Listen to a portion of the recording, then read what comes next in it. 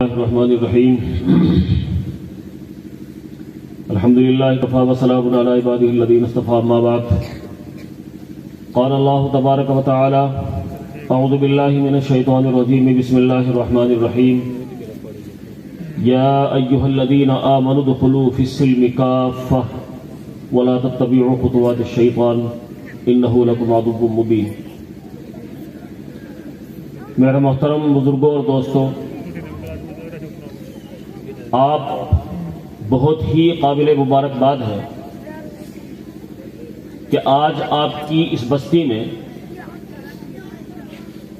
ایک مکتب کی شکل میں چل رہا دین کا ایک چشمہ، جس کی بنیاد پر یہ علماء کرام دور دراز سے تشریف لائے اور ان کی زیارت سے، ان کے پاس بیٹھنے سے، ان کے علوم و فنون سے آپ مستفید ہو رہے ہیں۔ یہ آپ کا مکتب کئی سالوں سے مدرسہ زینت العلوم نارائن گڑھ کے تحت چلتا ہے، جس کے پیچھے نارائن گڑھ کے مدرسے کے محتمم ناظم محترم جناب قاری نثار احمد صاحب، ان کی محنت، ان کی کوشش، ان کا آپ کی اس بستی سے تعلق، اور ہمارے عزیز جناب قاری محمد مستقیم صاحب جو آپ ہی کی بستی کے رہنے والے ہیں، اس مکتب پر محنت کر رہے ہیں، کوشش کر رہے ہیں۔ میں اب سے کئی دفعہ اس مکتب کے امتحان کے تعلق سے، یا ایک بار کچھ بچوں کا ناظرہ قرآن شریف پڑھا ہوا اس تعلق سے کئی بار آ چکا ہوں۔ الحمدللہ بہت خوبصورتی کے ساتھ اور بہت اچھائی کے ساتھ یہ مکتب چل رہا ہے۔ اللہ رب عظیم جزائے خیر عطا فرمائے محترم قاری نثار احمد صاحب کو، جو انہیں آپ کے ساتھ محبت ہے، اور جزائے خیر عطا فرمائے جناب قاری محمد مستقیم صاحب کو، جنہوں نے اس مکتب کے لیے محنت کی، کوشش کی، آپ کے ان بچوں کو کامیاب کیا، آپ کے یہ بچے حافظ قرآن ہوئے۔ دوستو، حفظ قرآن یہ اللہ کی وہ بڑی دولت ہے جس کے لیے اللہ رب عظیم ایک حافظ قرآن کی برکت سے 10 جہنمیوں کی سفارش کر کے جنت میں داخل کر دیں گے۔ تو یہ دولت اللہ رب عظیم نے اس مکتب کی برکت سے آپ کی اس بستی کو عطا فرمائی۔ ہمارے اس پروگرام میں شامل اظہر الہند اور ایشیا کی سب سے بڑی یونیورسٹی دارالعلوم دیوبند کے موقر استاد آپ کے اس علاقے میں، خاص طور پر نارائن گڑھ میں بارہا تشریف لاتے ہیں، وہ ہمارے درمیان تشریف فرما ہیں۔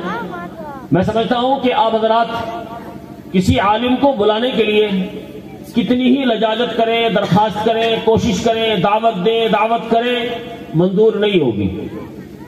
لیکن آپ کہیں ہماری بستی میں 2 بچے حافظ قرآن ہوئے، 1 بچہ حافظ قرآن ہوا، کچھ بچوں نے قرآن شریف ناظرہ کیا، تو الحمدللہ بڑے سے بڑا عالم انکار نہیں کر پائے گا، چونکہ نسبت کچھ اور ہے، تعلق کچھ اور ہے، بات کچھ اور ہے۔ تو دوستو، یہ بہت ہی موقر استاد ہیں اور اتنا لمبا چوڑا سفر کر کے آپ کے درمیان تشریف لائے، یہ آپ کے مکتب سے، آپ کے مدرسے سے محبت کی بات ہے۔ ہمارے حضرت مولا معیز الدین صاحب کی یادگار جناب سائیں حافظ عبد الرحیم صاحب آپ کے درمیان تشریف فرما ہیں۔ صوفی فخر الدین صاحب جو چاند چک کے مدرسے کے ذمہ دار ہیں، آپ کی بستی کے رہنے والے، وہ تشریف فرما ہیں۔ مولانا قاسم صاحب ہیں، حیدرآباد سے تشریف لائے ہوئے ہیں، وہ تشریف فرما ہیں۔ ابھی ہمارے عزیز محترم مفتی صاحب بات کر رہے تھے آپ سے، نارائن گڑھ کے مدرسے کے استاد ہیں، بہت قیمتی نصیحتیں، بہت قیمتی باتیں آپ حضرات سے کر رہے تھے۔ تو میں سمجھتا ہوں کہ حضرت مولانا توقیر صاحب یہاں تشریف فرما ہیں۔ انشاءاللہ قرآن کے تعلق سے، قرآن کی فضیلت کے تعلق سے، مدارس کی فضیلت کے تعلق سے آپ ان سے بہت ساری باتیں سنیں گے۔ مجھے آپ سے چند درخواستیں کرنی ہیں، یا یوں کہیے کہ ایک درد ہے جو دل میں بارہا اٹھتا ہے، اور ایک احساس ہے جو بارہا ستاتا ہے۔ چونکہ میرا تعلق آپ کے اس علاقے سے ہے، اپنے علاقے کے حالات، میرے اپنے حالات اچھی طرح سے آپ بھی واقف ہیں، میں بھی واقف ہوں۔ دوستو، مجھے چند درخواستیں یہ کرنی ہیں جو یہ مدارس والے کرتے ہیں اور خانقاہ والے کرتے ہیں اور دعوت و تبلیغ والے کرتے ہیں، وہ درخواستیں یہ ہیں کہ ہم لوگ اپنی نسل سے، اپنے بچوں سے، اپنی اولادوں سے غافل ہیں، اپنے بچوں سے، اپنی اولاد سے، اپنی نسلوں سے غافل ہیں، جبکہ ہمیں اللہ کے رسول صلی اللہ علیہ وسلم، آقا نامدار تاجدار مدحہ حضرت محمد مصطفیٰ صلی اللہ علیہ وسلم نے ایک حدیث کے ذریعے سے اس بات کا مکلف بنایا ہے کہ ہمیں جو اللہ نے یہ عظیم دولت اولاد کی شکل میں عطا فرمائی ہے، اس کی بہترین پرورش، بہترین تربیت یہ ہماری ذمہ داری ہے، ہمارا فریضہ ہے۔ الا وکلکم راع وکلکم مسئول عن رعیتہ، اللہ کے رسول صلی اللہ علیہ وسلم ارشاد فرماتے ہیں کہ تم میں سے ہر ایک ذمہ دار ہے، اور ہر ذمہ دار کو کل قیامت کے روز اپنے ماتحتوں کے بارے میں اللہ کے دربار میں جواب دینا ہوگا۔ آج ہمارا معاشرہ، ہمارے معاملات اور ہماری عبادات کتنی کمزور ہے میں اور آپ خوب جانتے ہیں، اور ہماری وہ لاپرواہی جو ہمارے بچوں کی طرف سے آج دیکھنے میں، سننے میں آ رہی ہے، وہ آپ سب اچھی طرح سے جانتے ہیں۔ ایسے ایسے امراض، ایسی ایسی بیماریاں ہمارے بچوں میں گھر کر چکی ہیں۔ میں سمجھتا ہوں ہم صرف یہ سوچ کر کہ ہم نے بچے کو مدرسے میں داخل کر دیا، ماں باپ بے فکر ہیں، ہرگز نہیں۔ ہم یہ سمجھتے ہیں اپنے بچے کو چلنے کے لیے، 4 مہینے کے لیے، سال کے لیے جماعت میں بھیج دیا، ماں باپ بے فکر ہیں، ہرگز نہیں۔ ہم یہ سمجھتے ہیں کہ ہمارا بچہ نماز پڑھنے جا رہا ہے، نماز پڑھ رہا ہے اور ہم بے فکر ہیں، ہرگز نہیں۔ ماں باپ کے لیے اصول ذمہ داری ہے۔ اللہ کے رسول صلی اللہ علیہ وسلم نے ایک ضابطہ باقاعدہ بیان کر دیا کہ آپ کا بچہ یا بچی 7 سال کا ہوتا ہے، آپ اپنے بچی یا بچی کو نماز کے لیے کہیں، بچی کو پردے کے لیے ساتھ ساتھ کہیں۔ آپ کا بچہ یا بچی 10 سال کا ہوتا ہے، آپ اس کو نماز نہ پڑھنے پر ماریں۔ کون کہہ رہے ہیں؟ نبی رحمت صلی اللہ علیہ وسلم، جو رحمت ہی رحمت ہے، اور زندگی میں کبھی کسی کے لیے تصور بھی نہیں کیا ہوگا کسی کو مارنا ہے یا دھمکانا ہے، لیکن اپنا بچہ 10 سال کا ہو رہا ہے، وہ نماز نہیں پڑھتا، بچی 10 سال کی ہے، پردہ نہیں کرتی، تو ماں باپ کے لیے حکم ہے کہ ماں باپ اس کو مارے، دھمکائیں۔ چونکہ یہ ماں باپ کا مارنا، دھمکانا اور ماں باپ کا اس طور پر اپنے بچے کے ساتھ پیش آنا، یہ اس بچے کے لیے بھی آخرت کی بہتری اور دنیا کی بہتری کا ذریعہ ہوگا، اور اس ماں باپ کے لیے بھی آخرت کی اور دنیا کی بہتری کا سامان اور بہتری کا ذریعہ ہوگا۔ چونکہ جس کی اولاد برباد ہو جائے، مثلا کسی نشے میں مبتلا ہے، اس ماں باپ کے لیے دنیا میں جہنم ہے۔ حالات دیکھتے ہیں، سنتے ہیں آپ۔ لیکن ہم جس پوزیشن میں ہیں، آج کل ایک نشہ عام ہو گیا۔ پہلے نشے تھے، شراب پی لی، گاؤں میں چند لوگ ہوا کرتے تھے، ان کی پہچان ہوا کرتی تھی، منہ سے بدبو آ رہی ہے، ان کے حالات بتا رہے ہیں، تو اللہ رب عظیم سے لوگ دعائیں کرتے تھے، ان کو سمجھاتے تھے، ان سے بات کرتے تھے۔ لیکن آج ایک ایسا نشہ شروع ہوا ہے جسے اسمیک کا نشہ ہے یا اور دنیا بھر کے نشے ہیں، جس کا احساس نہیں ہوتا۔ ہاں، ماں باپ کو، گھر والوں کو، یا کوئی شادی شدہ ہے اس کی گھر والی کو اندازہ ہو جاتا ہے، لیکن ہم جب تک وہ عادی نہیں ہوتا، جب تک اس کو چھپاتے رہتے ہیں۔ نہ کسی بھائی سے ذکر کرنا، نہ کسی پڑوسی سے ذکر کرنا، نہ کسی عالم حافظ سے ذکر کرنا۔ جب ہمارا بچہ اس حال میں ہو جاتا ہے کہ وہ 100% اس نشے کا عادی ہو جاتا ہے، اس کے بعد پھر ہم شکوہ شکایت کرتے پھرتے ہیں۔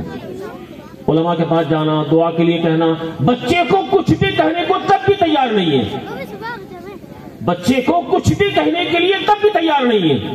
ہاں، فکر مند ہو جائیں گے، پڑوسیوں سے کہنا شروع کریں گے اور خود اس کے لیے دعاؤں کے لیے کہنا شروع کریں گے۔ تو دوستو، اس کے بعد چند سال گزرتے ہیں، پتہ چلتا ہے کہ وہ بچہ پہلے نشہ شروع کیا، ماں باپ نے چھپا لیا، عادی بن گیا، ماں باپ چھڑا نہیں سکے، اور اس کے بعد اللہ کو پیارا ہو گیا۔ عام حالات ہیں، دیکھتے ہیں ہم لوگ، سنتے ہیں بہت سارے واقعات کہ کچھ دن گزرے اور انتقال ہو گیا۔ کیا ہوا صاحب؟ پھیپھڑے خراب ہو گئے، گردے خراب ہو گئے، ڈاکٹر نے جواب دے دیا، فلاں جگہ لے گئے تھے، ڈاکٹر نے جواب دے دیا۔ تو میں سمجھتا ہوں جہاں اس کی بربادی میں وہ بچہ شریک ہے، اس کی لاپرواہی شریک ہے، وہیں ماں باپ کی لاپرواہی بھی شریک ہے۔ تو دوستو میں یہ درخواست چند آپ حضرات سے، چونکہ میں فیض پور میں رہتا ہوں، 100% حالات سے واقف ہوں. وجہ کیا ہوتی ہے کہ ماں باپ جب بچہ عادی بنتا ہے، جب بچہ اس لت پر لگتا ہے، اس کا اظہار تک نہیں کرتے، چونکہ ماں باپ کو اپنے بچے کی ہر خبر رہتی ہے. تو دوستو ایک میری درخواست یہ آپ حضرات سے ہے کہ آپ حضرات اللہ کے لیے اپنے بچوں پر رحم کھائیں. قرآن کریم کا فیصلہ ہے یا ایھا الذین آمنوا قوا انفسکم واہلیکم نارا وقودھا الناس والحجارہ. اے لوگوں، اپنے آپ کو، اپنے بچوں کو، اپنی نسلوں کو جہنم کی آگ سے بچا لو جس کا ایندھن انسان اور پتھر ہے. تو دوستو اگر ماں باپ ان چیزوں میں لاپرواہی شروع کریں گے تو وہ بربادی کا ذریعہ ہوگا. اس لیے تو درخواست میری یہ ہے کہ آپ اپنے بچوں کو اللہ کے لیے مکاتب سے جوڑیں، مدارس سے جوڑیں، اور جوان ہیں ان کو دعوت و تبلیغ سے جوڑیں، اللہ کے راستے میں بھیجیں، لیکن اپنی نظر مضبوط رکھیں. ماں باپ کی نگاہ، میں نے بتایا ماں باپ کی نگاہ وہ نگاہ ہے کہ جو بچے پر اثر رکھتی ہے اور اس کی زندگی میں سدھار کا ذریعہ ہوتی ہے. والد صاحب نماز کے لیے جا رہے ہیں، بچوں سے کہیں بھائی نماز پڑھو، نماز کے لیے چلو، مسجد میں چلو. نماز کے لیے اٹھا دیا بچوں کو، بچے راستے میں جا کر دکان پہ کھڑے ہو گئے، موبائل دیکھنا شروع کر دیا. کچھ دیر فارغ ہوئے، والد صاحب گھر آ گئے اور بچے بھی گھر آ گئے. ماں باپ اس بات کو، والد صاحب اس بات کو پوچھنے کو تیار نہیں ہے کہ آپ نماز پڑھنے کے لیے گئے تھے یا نہیں گئے تھے، مسجد میں گئے تھے یا نہیں گئے تھے، یہ وقت آپ نے کہاں گزارا تھا، اس کے لیے تیار نہیں ہے. تو دوستو میری آپ سب حضرات سے، اللہ کا شکر ہے سبھی صاحب اولاد ہیں، تو وہ اس بات کی فکر کریں کہ اپنے بچوں کو سب سے پہلے دینی مدارس سے، نماز سے، دینی ماحول سے جوڑیں. آپ اس کے بعد سب سے پہلے آپ نے اپنے بچے کو ایک اچھا انسان بنا دیا. آپ نے سب سے پہلے اپنے بچے کو ایک اچھا قرآن سے جڑنے والا، مسجد سے جڑنے والا، مکتب سے جڑنے والا، علماء سے جڑنے والا بنا دیا. اس کے بعد آپ کو اختیار ہے، آپ اسے ڈاکٹر بنا لیں، انجینئر بنا لیں، کوئی بھی تعلیم اس کو دلا دے، کوئی منع نہیں کرے گا آپ کو. لیکن سب سے پہلے آپ اپنے بچے کو بچے کا دینی ذہن بنائیں، دینی ماحول بنائیں. اس کے علاوہ ہم لوگ گاؤں کا ماحول دیکھتے ہیں، بہت سی بار یہ ہوتا ہے کہ ماں باپ وہ کر رہے ہیں، لاپرواہ ہیں بچوں کی طرف سے. تو اگر ہم پڑوس والے ہیں، ہم گاؤں میں رہتے ہیں، تو ہمارا بھی فرض بنتا ہے، ہمارا فرض بنتا ہے کہ ہم بچوں کو سمجھائیں، قریب لگائیں. اگر کوئی ماں باپ لاپرواہی کر رہے ہیں تو ہمارا فرض بنتا ہے، کیونکہ اللہ رب عزیز نے اس امت محمد صلی اللہ علیہ وسلم کو ساری امتوں میں سب سے بہتر، سب سے افضل امت قرار دیا ہے. اور اس کی وجہ قرآن مقدس کہتا ہے تأمرون بالمعروف وتنہون عن المنکر، کنتم خیر امت اخرجت للناس تأمرون بالمعروف وتنہون عن المنکر.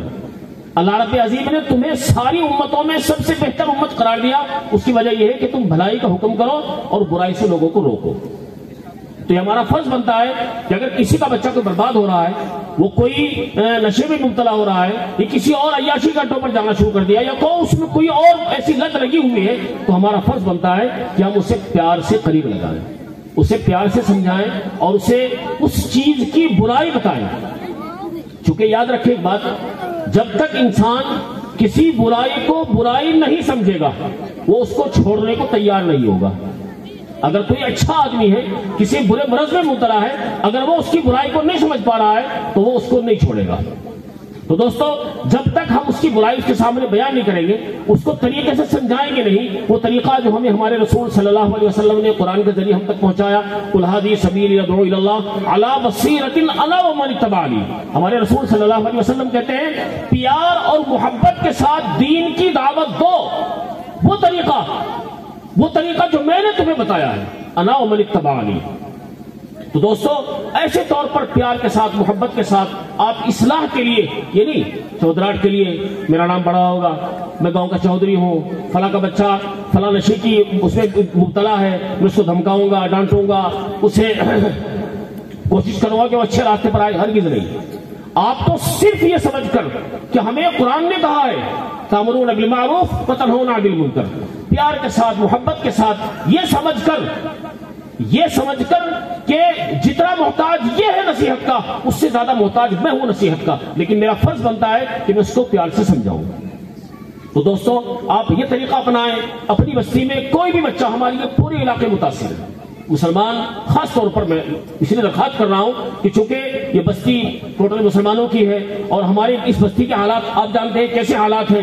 اور میں اپنے طور پر جانتا ہوں، آپ اپنے طور پر جانتے ہیں، تو آپ اپنا فریضہ سمجھیں اس بات کو کہ جو بھی بچہ، کوئی نوجوان بچہ کسی نشے کی عادت میں مبتلا ہے تو آپ اسے کوشش کر کے اس سے بچا لیں، کوشش کر کے اس بچے کو اس بربادی سے بچائیں. یہ آپ کی کوشش انشاءاللہ آپ کے لیے بھی کامیاب ہوگی. اور یاد رکھیں بات، اگر ہم کسی دوسرے کے لیے کوشش کر رہے ہیں تو انشاءاللہ اللہ رب عظیم کی طرف سے ہماری نسلوں کے لیے سدھار کا اللہ کی طرف سے فیصلہ ہو جائے گا.